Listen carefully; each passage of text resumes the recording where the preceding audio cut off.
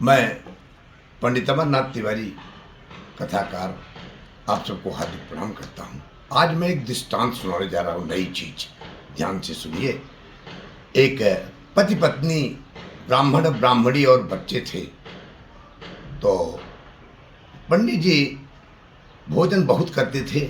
बेटे को बुलाए, बेटे ऐसा है कि अब तू शादी कर ले, तेरी मम्मी खाना बनाते थक गई है।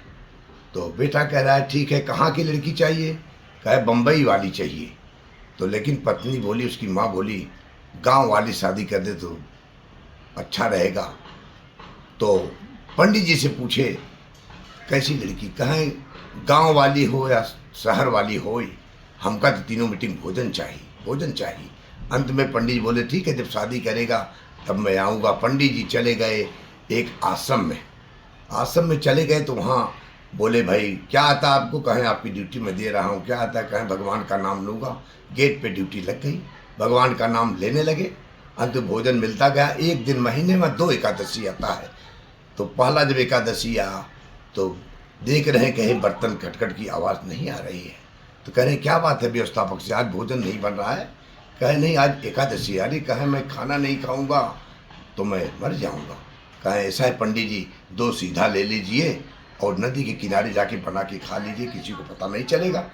2 सीधा लेकर के वहाँ गए हैं और बना करके भगवान को भोग लगा रहे हैं। कैसे कर रहे हैं?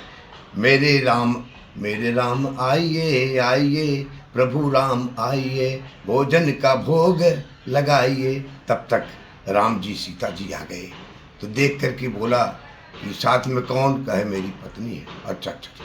खाना बनाया और खा करके राम सीता जी खा लिए तो थोड़ा जो बचा पेट नहीं भरा।